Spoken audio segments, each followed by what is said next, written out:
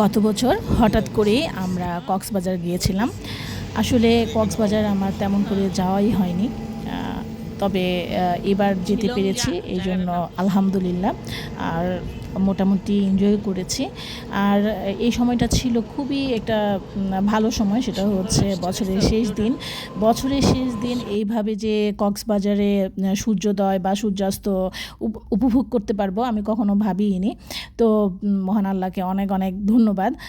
যদিও কিছু কিছু জিনিস তো ভালো অভিজ্ঞতা ছিল না, যেমন আমরা যে এরকম হোটেল চেয়েছিলাম ঠিক ওই রকম হোটেল পাইনি। তারপরে কক্স হিলটন নামে একটা হোটেলে ছিলাম। তো হোটেলটা পরে অন্য একটা ব্লগে দেখাবো। আমি আসলে যেহেতু আমার রুমটা তেমন একটা পছন্দ হয়নি, তাই আর ওইভাবে আমি এই ব্লগে বা কোনো ব্লগে ওইভাবে দেখাইনি। আর আমরা প্রথম দিন সেটা হচ্ছে আমরা মহেশখালীতে ঘুরতে যাওয়ার কথা ছিল আমাদের। তো তার মধ্যে আমরা যে জায়গাটায় গিয়েছিলাম সেটা হচ্ছে শুটকি। কক্সবাজার যাব আর শুটকি পল্লীতে যাব না, তা কী করে হয়। কক্সবাজারের এই যে শুটকি পল্লীটা খুবই খুবই জনপ্রিয়। আবার এক শ্রেণীর মানুষ যারা জানে তাদের কাছে জনপ্রিয়, আর যারা না জানে তাদের কথা তো আলাদা। এটা হচ্ছে কক্সবাজার থেকে 7 কিলোমিটার দূরে, খুব সম্ভবত নাজিরা টেক। এইটার সম্পর্কে অনেকেই জানে না। যারা কক্সবাজার যায় তারা হচ্ছে বেশিরভাগ সময় বার্মিস মার্কেট, তারপরে কক্সবাজারের যে মার্কেটগুলো আছে সেখান থেকে এই শুটকি কিনে। তো এই শুটকি ওখানে অনেক দাম রাখে, মানে ডাবল দাম রাখে, যার থেকে যা রাখা যায় আর কি। তবে নাজিরা টেক এই জায়গায় গেলে সেটা হচ্ছে তুলনামূলক হোলসেলে, যেটাকে বলে হোলসেলে শুটকি পাওয়া যায়।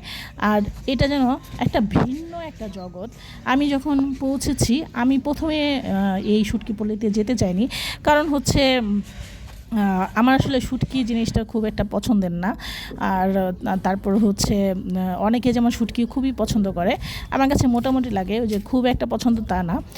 আর তার মধ্যে হচ্ছে শুটকি পল্লী নামটা শুনে আমি ভেবেছিলাম যে অনেক গন্ধ থাকবে, তারপর হচ্ছে ওখানে যে দেখার কি আছে। আসলে এখানেই হচ্ছে টুইস্ট, এখানেই বরং দেখার অনেক কিছু আছে, অনেক কিছু জানার আছে। আমাদের বাংলাদেশের যে উজ্জ্বল সম্ভাবনা আছে, আমাদের বাংলাদেশে যে এইরকম একটা সেক্টর আছে সেটা সম্পর্কে যে আমাদের নলেজ নাই, সেই জিনিসটা সম্পর্কে আমার নিজেরই খারাপ লাগছিল। কারণ আমি বা আমার মতো যারা আছে অনেকেই হয়তো পড়াশোনা করে বা নিজেদের যে ইকোনমিক্যাল যে বিভিন্ন ইকোনমিক যে সেক্টরগুলো আছে যেখান থেকে আমাদের রপ্তানি পণ্য বা যেখান থেকে আমরা অনেক টাকা আর্ন করতে পারি বা আমাদের একটা ভালো সেক্টর আছে, সেই সম্পর্কে আমাদের ধারণা খুবই কম। তো এই যে শুটকি কিন্তু বাইরে এক্সপোর্ট করা যায়। তো এখানে অনেক অনেক রকমের শুটকি আছে, যেমন হচ্ছে লটকা শুটকি, ছড়ি শুটকির মধ্যে আবার কয়েক রকমের ছড়ি শুটকি আছে, চিংড়ি আছে, তারপরে রূপচাঁদা আছে, তারপরে আরও অনেক অনেক, মানে আমি আসলে এই মুহূর্তে আমার এত শুটকির নাম মাথায়ও আসছে না। তবে একটা জিনিস খুব খারাপ লেগেছে, সেটা হচ্ছে যে এখানে যারা কাজ করে তাদের মজুরি খুব একটা বেশি না। আর খুবই হতদরিদ্র লোকজন এখানে আছে যারা এই শুটকি প্রসেসে কাজ করে থাকে। প্রচুর পরিমাণে লবণ এখানে ব্যবহার করা হয়ে থাকে। এখানে বিভিন্ন জায়গায় শুধু শুটকি আর শুটকি, মানে অন্যরকম একটা জগৎ। এই জগতে না গেলে কেউ বুঝতেই পারবে না যে জগৎটা কেমন। লবণ খাওয়া এখন ওই যে বুঝছেন না, ক্ষতিকর।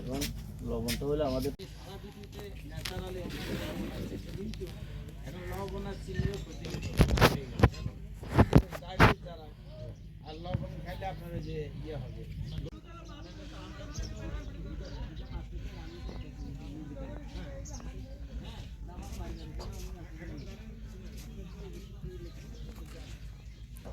এখানে যে শুটকি যে প্রসেস করা হয়, এই প্রসেস করতে প্রচুর পরিমাণে লবণ ব্যবহার করে থাকে। আর এই লবণ যে শরীরের জন্য ভালো না, বা আমরা যারা খাই তাদের জন্য কিন্তু ভালো না।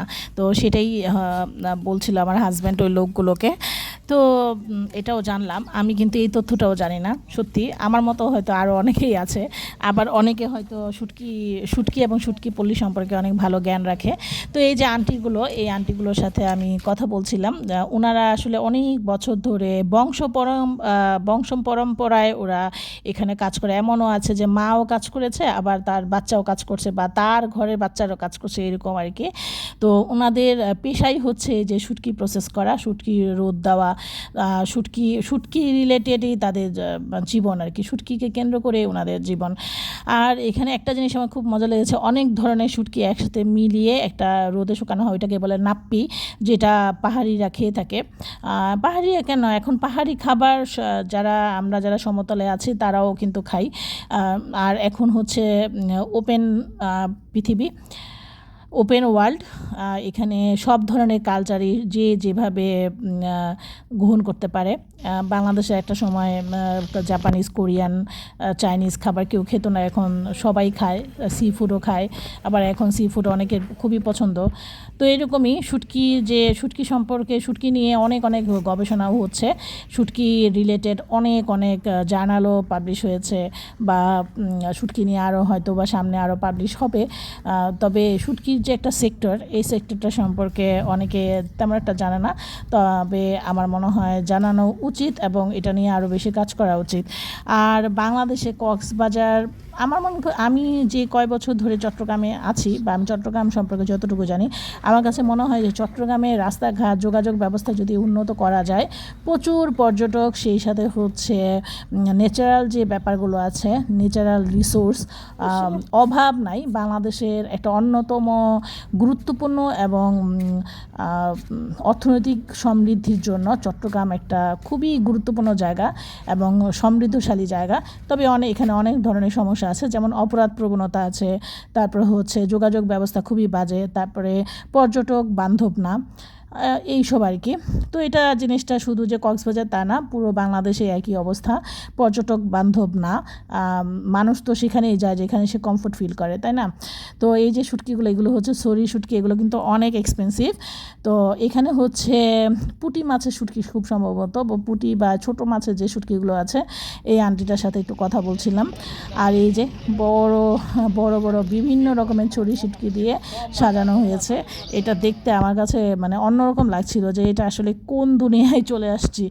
এত মানে বিশাল জায়গা জুড়ে শুধু শুটকি আর শুটকি, আর এই শুটকি নিয়ে বিভিন্ন লোকজন কাজ করছে, আর মানুষজন তেমন একটা নাই, অল্প কিছু মানুষ আছে আর তারা কাজ করছে। আর আমি মনে করি এই সেক্টরে যারা এই যে দৈনিক ভিত্তিক কাজ করে থাকে, তাদের টাকা পয়সা বাড়ানো উচিত, কিংবা বাড়ানোর ক্ষেত্রে হেল্প করা উচিত, এবং সরকারকে আরও বেশি এগিয়ে আসা উচিত। সাধারণ জনগণের উচিত এই বিষয়গুলো এক্সপ্লোর করা। মানুষ জানে না, তাই সেই সেক্টরটাও খুব একটা সমৃদ্ধ হয় না। মানুষ যত বেশি জানবে, তত বেশি কালচার হবে, তত বেশি আলোচনা হবে, এবং ওই জিনিসটার ভালো মন্দ নিয়ে মানুষ আলোচনা করবে, এবং ওই জিনিসটা ভালো বিষয়গুলো মানুষ গ্রহণ করার চেষ্টা করবে এবং খারাপ জিনিসগুলোকে রিকভার করার চেষ্টা করবে। তো আমরা ওখানে বেশ মোটামুটি আধা ঘন্টা 1 ঘন্টার মতো ছিলাম, ঘোরাঘুরি, ছবি তোলা, তারপর আমরা আবার ফিরে এলাম আমাদের হোটেলে।